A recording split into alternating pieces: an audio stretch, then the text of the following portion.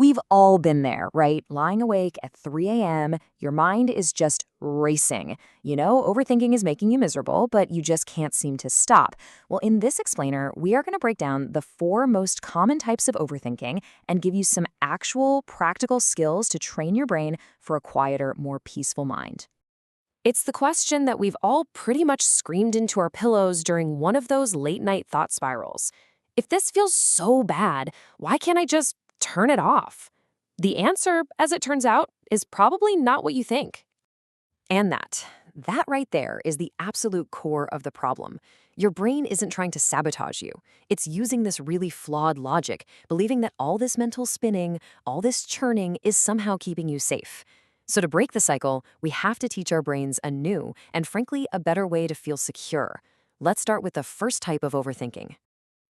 Okay, first up is worry. This is that classic overthinking that's always looking to the future, right? It's trying to anticipate and solve every single problem that hasn't even happened yet. So when you worry, your brain is perceiving danger, even if there's no immediate, actual threat. And what does it do? It flips on your body's stress response, releasing hormones like cortisol and adrenaline. That's why you feel your heart race or your stomach clench.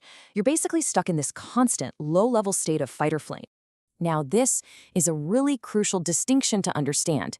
Your body is built to handle short bursts of acute stress, like when you have to swerve to avoid a car. But the chronic, low-level stress that comes from constant worrying, that's what's so damaging to your long-term health, your sleep, and just your general mood. And this brilliantly illustrates the brain math that just keeps that cycle going and going. You worry about something catastrophic, the catastrophe, of course, doesn't happen, and your brain goes, phew, see? That worrying saved us. We definitely have to do that again.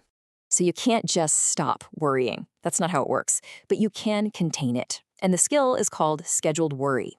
You literally set aside a specific time each day, say 20 minutes at 5 p.m., to just write down all your worries. If a worry pops up outside that time, you just tell your brain, hey, thanks for the reminder. We'll get to that later. This simple act trains your brain to consolidate all that worry into one manageable chunk, which gives you back control over the rest of your day. All right, next up, we have intrusive thoughts. Now, these are those unwanted, often strange or kind of scary thoughts that can just pop into your head out of nowhere. And believe me, they are way more common than you think. So if you've ever had one of these thoughts, I want you to know you are not alone. Not even close. You're in the vast majority. Studies show that a staggering 95% of people experience intrusive thoughts. They are a perfectly normal part of having a human brain. And these can range from thoughts about harm to social blunders to relationship doubts. The problem isn't having the thought, it's how you react to it. People who get stuck tend to fight with the thought, argue with it, or become afraid of it. But trying to suppress a thought is like trying to hold a beach ball underwater. The harder you push, the more forcefully it's going to pop right back up. Fighting the thought just tells your brain, hey, this one's important, and it makes it even louder. And here's the key mindset shift you need to make. Your mind's job is to produce thoughts, constantly. It's basically a word machine, and most of what it produces is just random noise. The skill here is learning not to treat every single word it generates as some profound truth or a direct command. This skill has a name, cognitive diffusion. And all it really is creating space between you and your thoughts. You learn to just observe them coming and going without getting all tangled up in them. You see them for what they are, just words, pictures, and sensations passing through your mind. So instead of wrestling with an intrusive thought, you can simply acknowledge it. Ah, thank you, brain. If it sticks around, you can add, maybe, maybe not. And then just gently redirect your attention back to whatever you were doing. You're not trying to prove it wrong. You're just refusing to get in the ring and start the debate. Okay, our third type of overthinking is overanalysis, or, overplanning. This is the brain's attempt to control every single possible outcome to make sure nothing ever goes wrong. See, when you overanalyze, your goal is to control the external world, what other people think, how a project will turn out. But the real path to confidence isn't more control, it's more trust. It's trust in your ability to manage your internal world when things inevitably don't go according to plan. There's this fantastic story about a woman who was on a panel at Harvard. She said something that was incorrect and was publicly corrected. Her worst fear realized, and she was totally embarrassed, but she didn't run. She just stayed present, and you know what? She survived.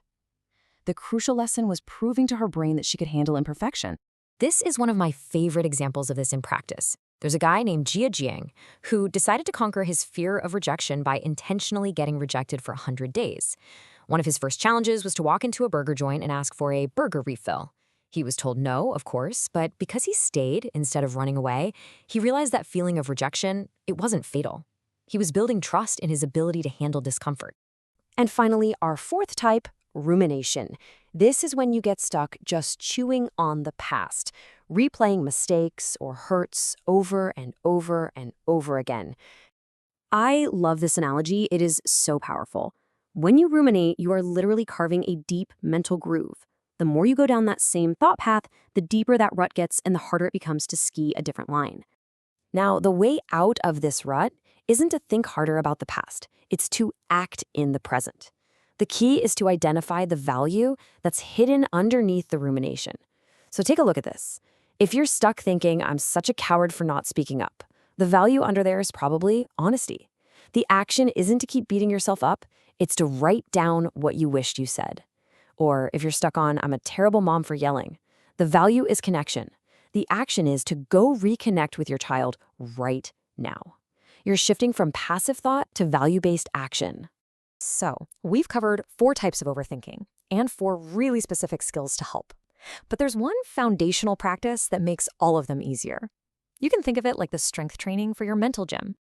That skill is mindfulness. And I know you hear that word all the time, but really it's just the simple daily practice of noticing where your mind has wandered and gently bringing it back. Every time you do this, you're building the mental muscle you need to notice when you're worrying, to diffuse from an intrusive thought, or to shift from rumination to action. It strengthens your ability to choose where you put your attention. Look, all this information is great, but knowledge only becomes wisdom through practice. So looking at these 4 skills, scheduled worry, cognitive diffusion, building trust, or value-based action, the real question is, which one are you going to try first?